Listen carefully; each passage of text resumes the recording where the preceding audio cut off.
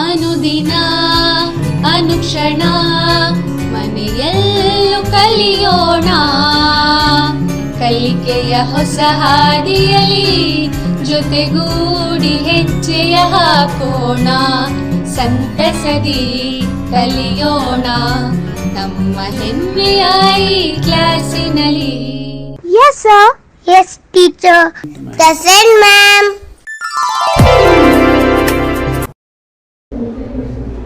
Hello, नमस्कार विद्यार्थी मित्रांनो. माझं नाव PK मुचंडीकर. मी मराठी प्राथमिक शाळा कंगराळी खुर्द तालुका बेळगावी या ठिकाणी सध्या काम करत आहे. ज्याप्रमाणे मी माझी ओळख तुम्हाला करून दिली तशीच मी तुम्हाला सुद्धा तुमची ओळख करून देणार आहे. आता तुम्ही म्हणाल आमची ओळख सर कसे करून देणार, तर तुमच्यातला आत्मविश्वास जागा करायचा आहे आणि तुम्ही कोण आहात हे मला तुम्हाला सांगायचं आहे. त्याच्यासाठी म्हणून आपण काय करायचं आहे, पहिला ही कविता वाचायची आहे. तर ही कविता अशी आहे, तंत्र आणि विज्ञान युगातील आम्ही बालके सारी ज्ञानाच्या पंखानी आता घेऊ उंच भरारी. राष्ट्राची सर्वोच्च धुरा ही विज्ञानाच्या हाती अभिमानाने गातो आम्ही या देशाची महती. विविध फुले अन धर्मानी नटलेला भारत सारा पण सर्वांना मनापासूनी एक तिरंगा प्यारा. श्री हुतात्मा आदर्श आमुचा आम्ही शूर शिपाई भारत भूच्या अखंडतेची जिंकू आम्ही लढाई, जिंकू आम्ही लढाई. तर या कवितेमध्ये फार सुंदर असं वर्णन आपल्याला करून दिलेलं आहे. आता मगाशी मी म्हटल्याप्रमाणे मी तुम्हाला कशी ओळख करून देणार आहे, तर या ठिकाणी पहिलं जे एक ओळ आहे या कवितेची, त्याच्यामध्ये तंत्र आणि विज्ञान युग असा एक शब्द अगदी छान प्रकारचा आलेला आहे. आपल्या पुराणामध्ये 4 युगांचा उच्चार केलेला आहे, वर्णन केलेलं आहे. ती 4 युग म्हणजे कशी, तर एक सत्य, दुसरं द्वापार, तिसरं त्रेता आणि चौथं आता सध्या चालू असलेलं म्हणजे कलियुग, जे सध्या आता चालू आहे. मग याच्यामध्ये या कलियुगामध्ये आपल्याला अभ्यास करत असताना पहिला आणि आत्ताचा याच्यामध्ये थोडासा काळाचा आपल्याला विचार करायचा आहे. आता मी तुम्हाला शिकवत असताना माझ्या लहानपणीचा काळ कसा होता हे फार महत्त्वाचं आहे. आम्हाला ज्या वेळेला आत्ता जशी तुम्हाला सुट्टी लागलेली आहे तशी आम्हाला सुट्टी लागल्यानंतर आम्ही काय करायचो, झाडावरती चढायचो, सूरपारंब्या खेळायचो किंवा इतर जे काय आमचे खेळ होते ते खेळ आम्ही त्या ठिकाणी खेळत होतो. तिला भरारी घ्यायची असेल तर ते चिमणीला शक्य नाही, कारण तिच्या पंखामध्ये जे बळ आहे ते कमी आहे. तसं तुम्हाला सुद्धा जीवनामध्ये घारीसारखं उंच जायचं असेल, गरुडासारखं तुम्हाला जर उंच जायचं असेल, अनेक पक्षी आपल्या पुराणामध्ये वर्णन केलेलं आहे. त्याचं नाव आहे गरुड, आपण त्याला म्हणतो, किंवा दुसरा अनेक शब्द त्याच्यामध्ये आहे. उंच उंच ज्यावेळेला आपण जात असतो त्या उंच जात असलेल्या ह्याच्यामध्ये जटायू नावाचा एक पक्षी आहे. हा जटायू पक्षी रावणाला त्यानं त्याच्याबरोबर युद्ध केला होता. सीतेचं हरण करून घेऊन जात असताना त्यानं अडवलं होतं. रावणानं मात्र त्याला एक कूटनीती वापरून त्याचे पंख छाटले होते. तशा प्रकारे तेवढ्या उंचावर जाणारा जो गरुड होता, तेवढ्या उंचावर जाणारा जो जटायू होता, तशा प्रकारचं घार बनायचे, आपल्याला जटायू बनायचं आहे, गरुड पक्षी बनायचं आहे. मग एवढ्या उंचावर का जायचं आहे आपल्याला? तर जेवढ्या उंचीवर आपण जाईन तेवढा भाग, तेवढा प्रदेश आपण तेवढ्या उंचावरनं बघू शकतो. समजा तुम्ही जर 5 फुटावरनं बघायला लागला तर तुम्हाला एक 50 फुटापर्यंतचा प्रदेश दिसेल. तेच तुम्ही जर एक 200 मीटरच्या टेकडीवर जाऊन जर बघितला तर तुम्हाला साधारणतः 10 ते 15 किलोमीटरचा प्रदेश तुम्हाला तिथं दिसतोय. पण तेच तुम्ही त्याच्यापेक्षा उंच टेकडीवरती जर गेला तर शेकडो एकर जमीन तुम्हाला प्रदेश त्या ठिकाणी तुम्ही बघू शकता. याचा अर्थ काय? तर जेवढ्या उंचीवर तुम्ही जाऊ शकाल तेवढ्या उंचावरनं तुम्हाला अनेक अशा प्रकारचा प्रदेश, अनेक प्रदेशांची व्याप्ती तुम्हाला घेऊ शकता. आणि म्हणून आपल्याला जास्तीत जास्त उंचीवर जायचं आहे. मग आता त्या उंच ह्याच्यावरती जात असताना आपल्या ह्याच्यामध्ये जसं चिमणीच्या पंखामध्ये बळ जास्त नव्हतं, गरुडाच्या पंखामध्ये बळ आहे. मग आम्ही आमच्या पंखामध्ये बळ कसं भरवायचं? आमचे पंख कोणते? तर आमची बुद्धिमत्ता म्हणजेच आपले काय आहेत? पंख आहेत. आणि आपल्या या बुद्धिमत्तेला पंखामध्ये ताकद द्यायची असेल तर ती द्यायची आहे ज्ञानाच्या पंखाने.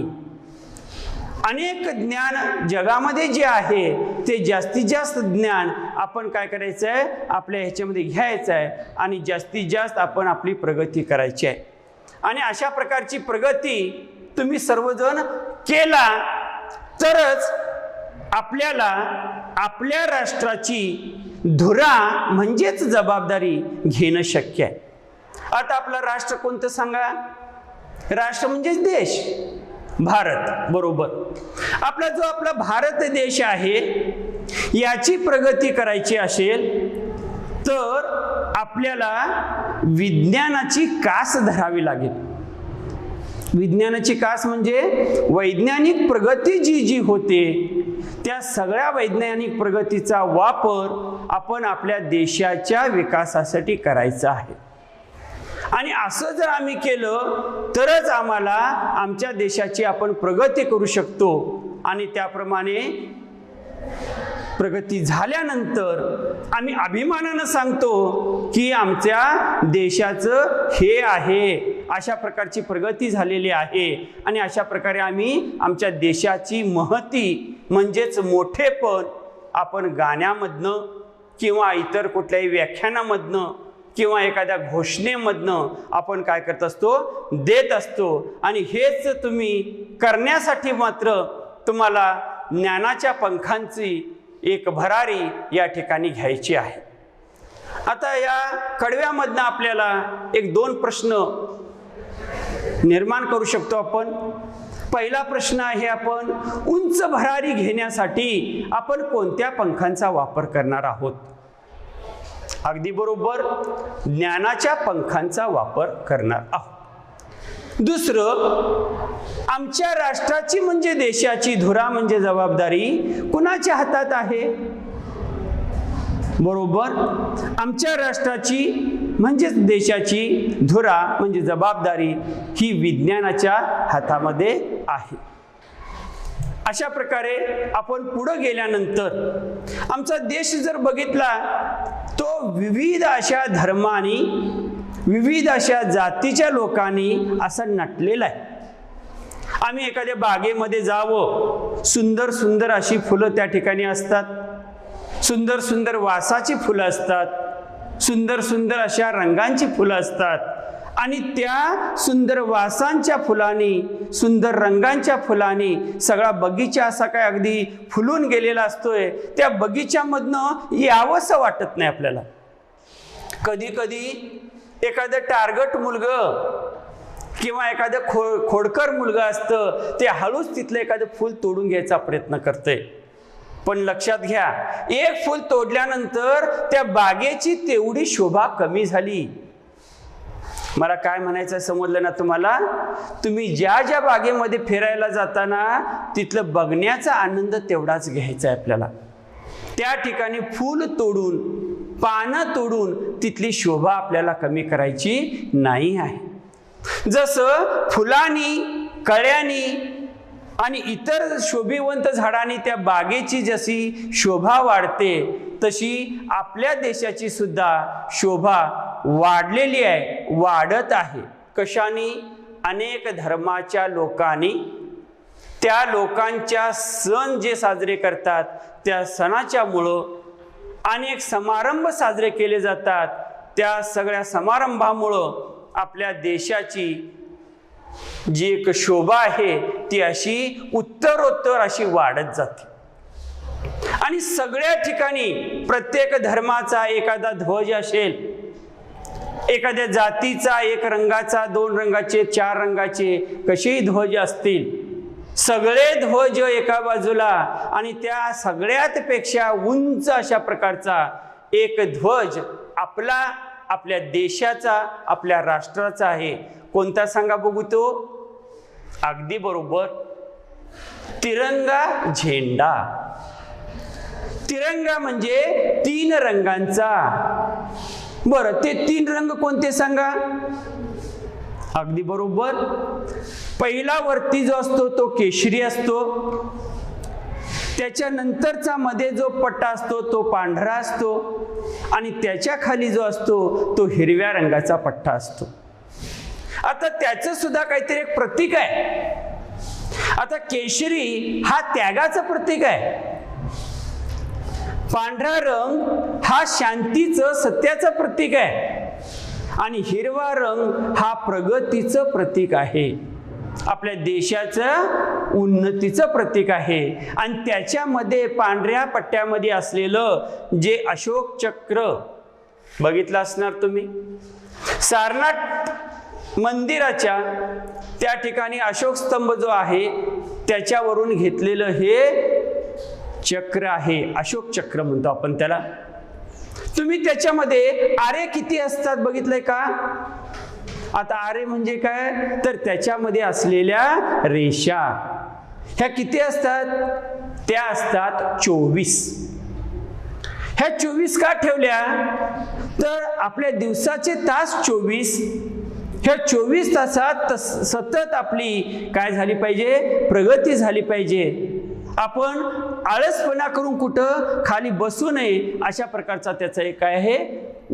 उद्देश आहे। आणि हा उद्देश तुम्ही काय करायला पाहिजे? ओळखून तशा प्रकारे ज्ञानाचं बळ आपल्यामध्ये घ्यायचं आहे आणि पुढं आपल्याला ती प्रगती करायची आहे।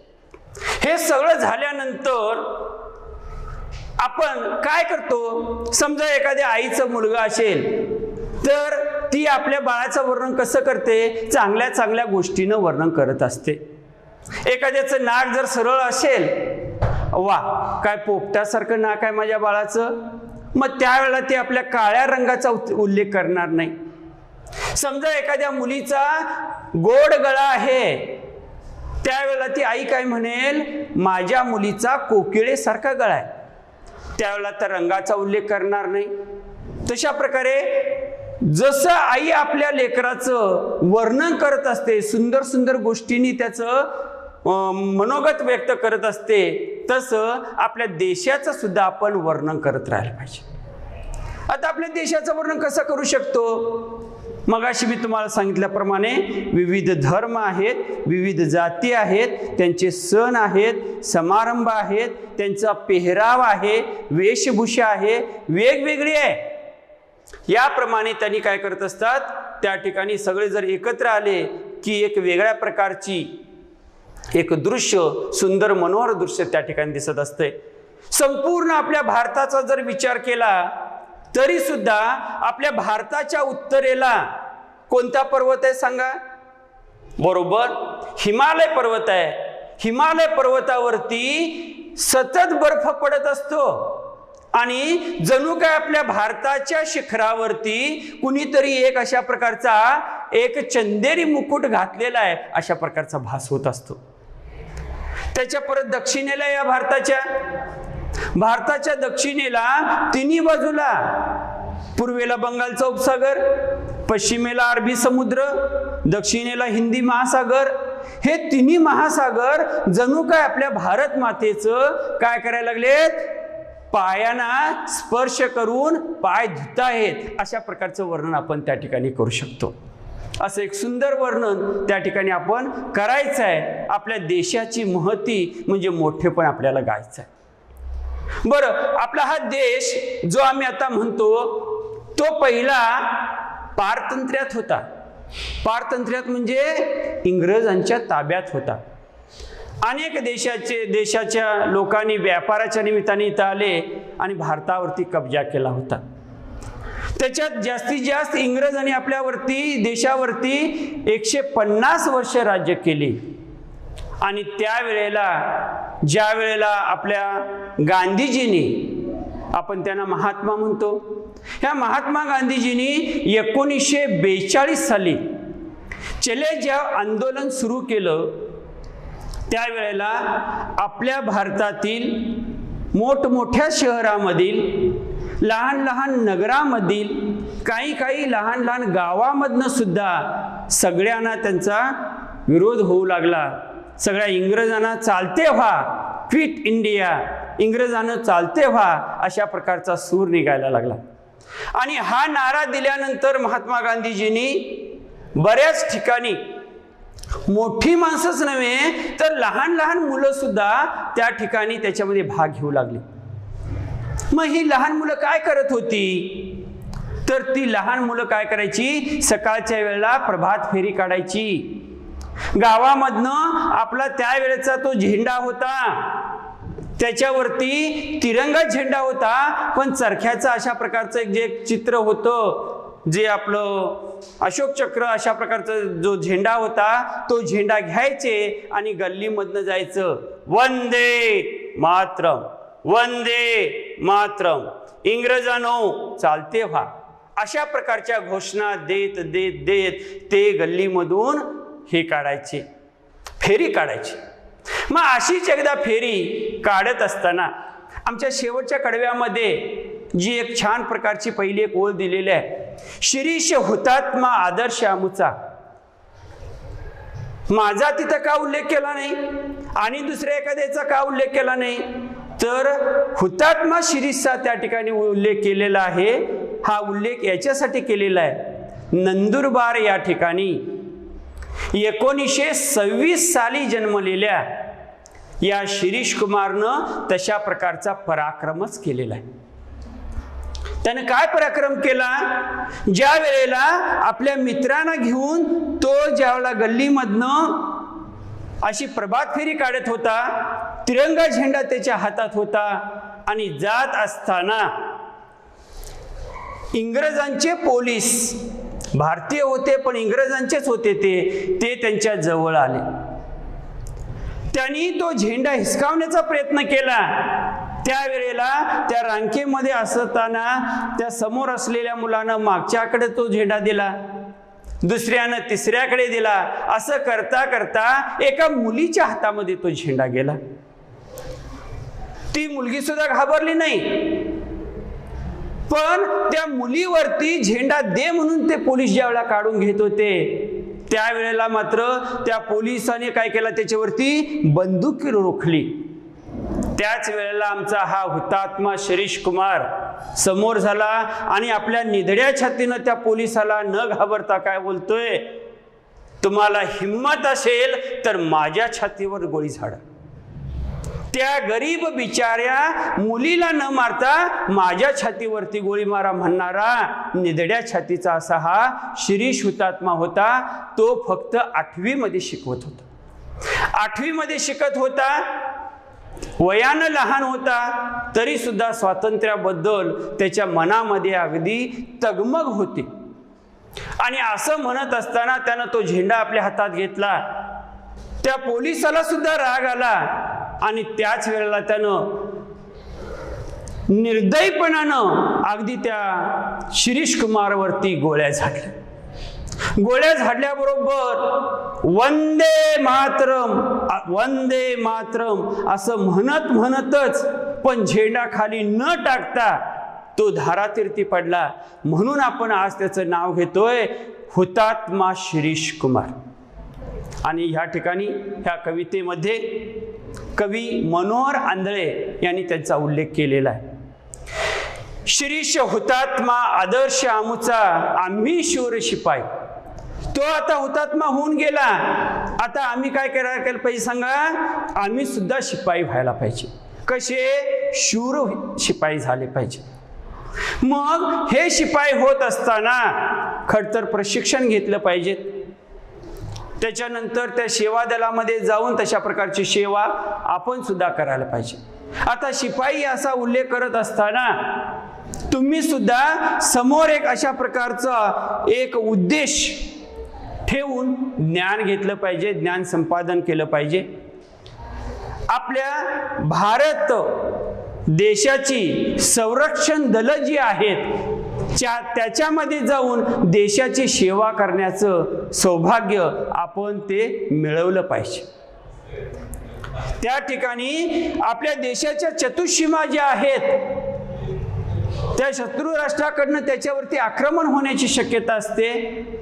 ते थोपवून धरून आपल्या देशातल्या जी लोक शांतपणे झोप घेतात, देशाची इतर क्षेत्रामध्ये प्रगती करत असतात, त्यांना ती करू द्यायची आहे आणि आपण एक शूर शिपाई होऊन त्या ठिकाणी देशाचं रक्षण केलं पाहिजे.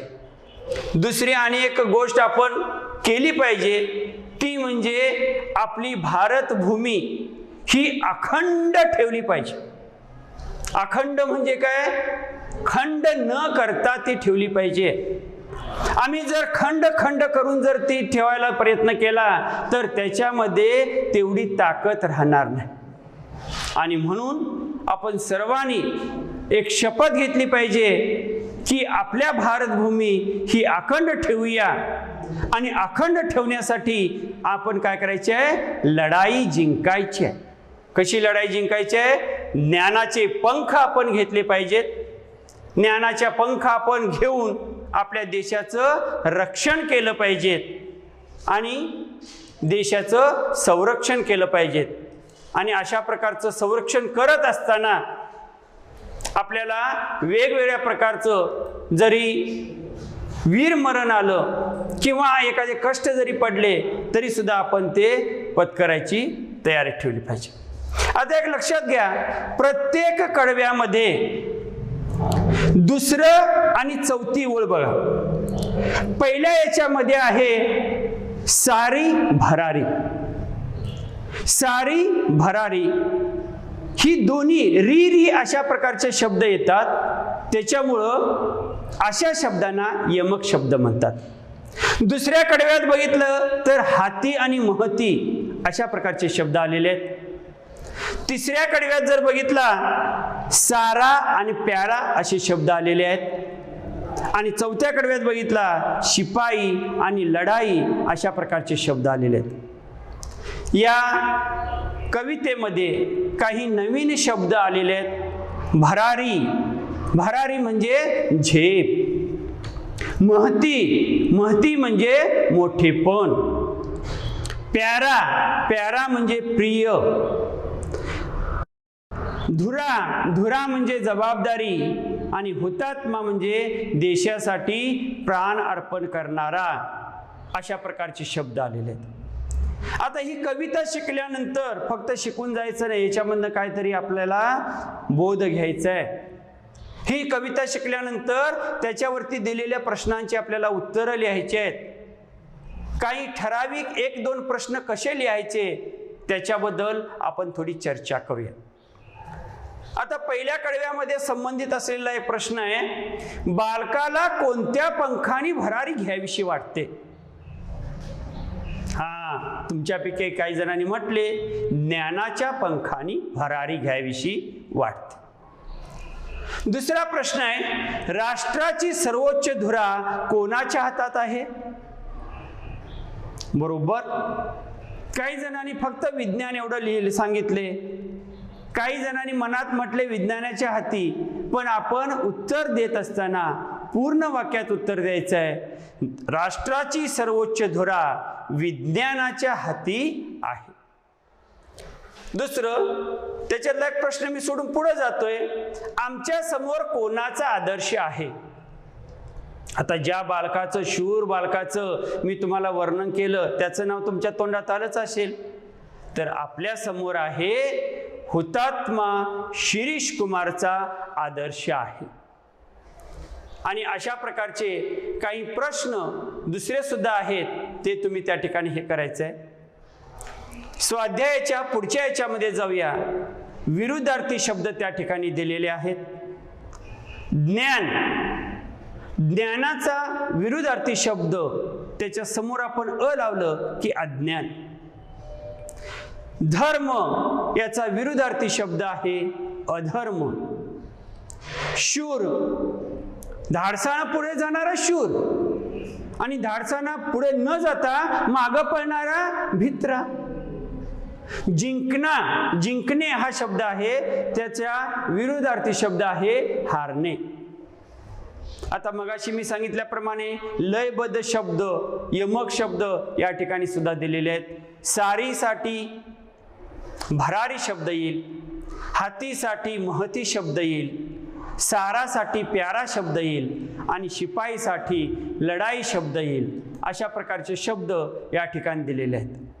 काही काही वेळेला आपल्याला बोलताना आपल्या बोलण्यामध्ये वजन प्राप्त व्हावं म्हणून काही आपण वाक्प्रचार त्या ठिकाणी उपयोगात आणतो. आता धुरा वाहणे म्हणजेच जबाबदारी घेणे.